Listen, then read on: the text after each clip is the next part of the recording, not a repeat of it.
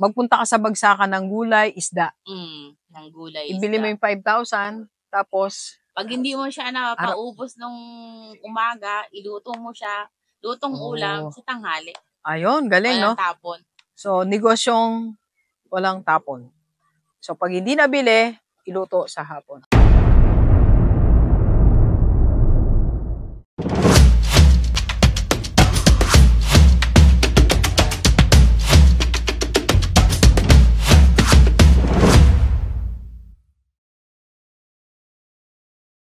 Okay, Gilibers.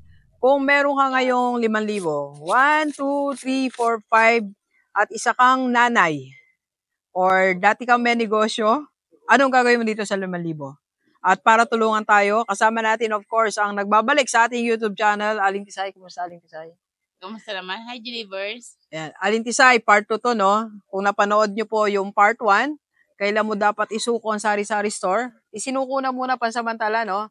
Kasi meron tayong ibang plano. Yes. Okay. So, Aling Tisay, kung halimbawa, bibigyan kita ngayon ng 5,000, halimbawa lang, huwag mo naman totohanin. Ako di ayaw ko. Kung halimbawa, meron ka 5,000 ngayon, Aling Tisay. DIY ako. I-feel mo 5,000. Kunwari, ikaw ang may-ari niyan. Anong gagawin mo para mapaunlad mo ang 5,000 na yan? Una, isa-isahin natin. Ano yung unang pumasok sa isipan mo? Dahil school days ngayon, no? Yung pwede kang magluto ng almusal para sa mga... So, food? Oo. Sa mga estudyante. Yung mga lugaw, spaghetti. Almusal? Almusalan. Okay. So, ibig sabihin yan, pwede yan mabili ng mga, kahit hindi estudyante, kahit pumapasok sa office, sa bahay mo, doon sa store mo, no? Mga niluto mo lang. Yung mga nagtatrabaho, di ba dito sa atin, Doc, merong AutoZone, may factory. Yung mga papasok bago pumasok sa opisina nila, bumibili na yung mga naka-plastic eh. Na-experience ko yan nung nasa Manila ako. Naka-plastic na namin nung unang. Nadaanan mo na lang. Nakapack na yun eh. Okay, so almusalan. Ano pa sa food? Almusalan, pwede rin bang, meriendahan? Merienda, oo. Paano yung merienda? Yung mga burger, fries. Di ba nagtinda na tayo? Yung carry ko to. Kung natatandaan nyo, Gilibers, nagtinda na tayo ng gano'n, yung burger, fries. Maganda talaga income, no? Kaya ako nahinto to dahil nahinika ba ako, sobrang pagod. Yung nakalagay na sa isang yan, di ba? Lalagyan? May drink siya, tapos may fries. Okay. Pwede mo lagyan ng siomai, pwede mo. Kasya yung 5,000 dyan? Sobra. Okay. So, almusal, tapos snack. Parang magkakaroon ka ng snacks corner. Ayan, pang hapon. Okay. So, ano pa sa food ang pwede natin gawin? Yun sa gabi, kung talaga masipag ka, pwede kang magbalot. Balot and inihaw. Pwede yun? Yung mga masisipag nating mga nanay. Okay. Kaya nila yan. So, ibig sabihin yan, kung tututuhanin mo to magsiseryoso ka. Meron kang 3 business pala. Kasi yung binentahan, di ba umaga? Yung pinagbentahan mo ng umaga, magagamit mo siya pamamalengke sa merienda sa hapon. Yung merienda, yung nabentahan mo sa merienda, magagamit mo siya sa pambili mo ng balot tsaka sa gabi. Sa gabi. Tapos, gano'n na naman ulit kinabukasan. Ibig sabihin niya, meron tayong 3 income sa isang araw. 3 income in 1 day. Grabe yan, no? Basta masipag lang talaga. Siguro suggestion ko dito, ito yung mga nanay kasi to no? Masasuggest mo ba na pwede natin gawin to kasi dapat may assistant tayong isa? Dapat naman. May isa, no? Pwede naman. Para hindi masyadong pagod. Pwede naman. Kaya ako napagod ako ng masyado. Sinolo mo, no? Solo ko. Kasi, Aling Tisay, pinag-usapan natin dito, iwas problema na tayo Kumbaga parang pag nagnegosyo ka, natatanaw mo na yung problem at isosolve mo na po yun. Para hindi ka mapunta sa punto na mapapagod ka. Ganyan nangyari sa akin dun. Tapos ayawan mo na, di mag-assistant ka na, magbayad ka na lang. Or kaya yung asawa mo, kung maaga naman siya umuwi.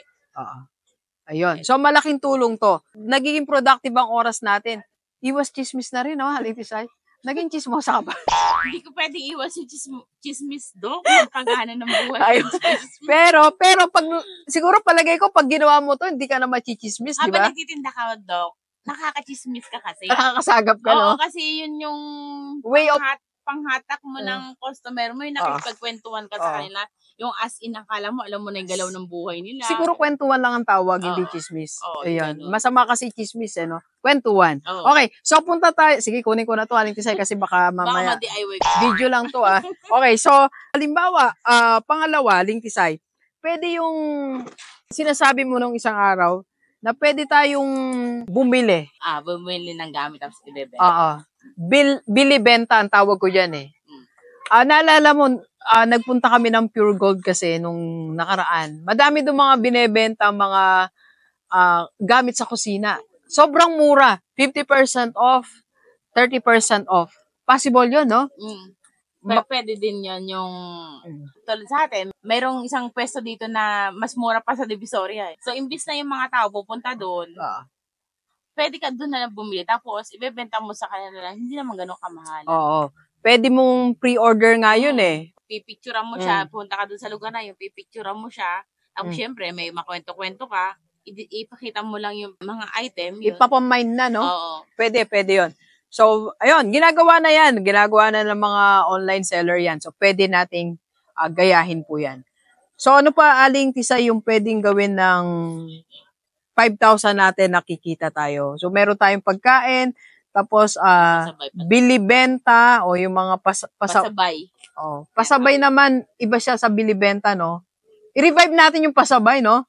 Pasabay. Kasi nauso yan nung pandemic. Hanggang ngayon naman, Dok, may mga gumagawa pa rin ng ganun mga pasabay. Kasi yun, di ba, medyo pricey na nga lang. Kasi yung mga malalaking item, no? Tapos yung mga may mga membership yun eh. Okay. Yung kaya ng budget. Kasi we're talking of 5,000 pesos lang eh. Okay, so 5,000 lang dinidiscuss natin dito, delivers ha. What if, naman, yung bibili ka sa mall, tapos ibebenta mong pagkain. Paano ba yun? Sabi mo burger? Yun nga yun, Dok. Yung parang burger. Sa pagkain? Yung parang burger-burgeran. Yun. Pwede din yan, Dok, yung sariwang pagkain. Sariwang ulam? Sariwang ulam. Okay. Sorry. So, sariwang ulam, paano gagawin yan? Pupunta, yung mamimili ka talaga maaga, sa palengke. Oo, sa maaga. Meron, tinatawag nila sa yung may bagsakan talaga. Bagsakan talaga. Okay. Magpunta ka sa bagsakan ng gulay, isda. Ng gulay, ibili mo yung 5,000, tapos pag hindi mo siya paubos nung umaga, iluto mo siya, lutong ulam sa tanghali. Ayun, galing, walang tapon. So, negosyong walang tapon. So, pag hindi nabili, iluto sa hapon. Okay, galing. Luto mo sa tanghali, benta mo sa lutong. Okay, so, yan yung mga, mga options. Aling Tisay, paano naman yung, kasi ang natin, mapalago eh. Mapalago ang 5,000. Okay? So, ano namang may papayo mo sa mga kikitain natin dito? Sige, paano? Huwag mo muna siyang ipunin. Huwag kang mag-ipon muna. Huwag kang mag-ipon muna. Yung siyempre, 5,000 pera mo ngayon, ngayong araw na to, sa tatlo na ginawa mong pagtitinda, naging 5,500 siya. Yung 10% ang kita, no? Yung 500, huwag mo munang itabi. Idagdag mo siya ng ibang pwede mong itinda pa. So, pag ganun kaliit ang ating puhunan, delivers, at least 100% binabalik sa negosyo. Binabalik siya. Okay. Paano kung gusto nilang makabili ng ulam? Pwede kumuha, no? 50%. Pwede naman para bawas ng konti. Pero huwag mo masyadong bawasan kasi syempre, ang purpose mo kaya ka naghanap buhay, na negosyo, naghanap buhay. Para madagdagan yung madagdagan yung puhunan.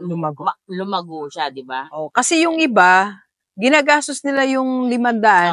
Salip na may dagdag, nabawasan pa yung capital. Kasi nag-lunch, kumain sa Jollibee, nagpasalubong sa anak, nag-soft drinks, alam mo yon, tiis muna, no?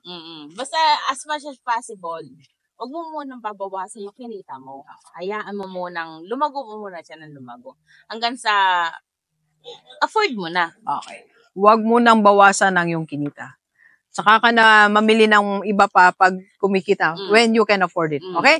Alright, so Delivers, ganito, ito yung mga options natin. Alin ba dito yung napupusuan mong gawin na kapalit nung yung sari-sari store? Sabihin ko na. Sige, sa part 3. Part 3 ulit tayo hanggang sa mabitin tayo. Let's go!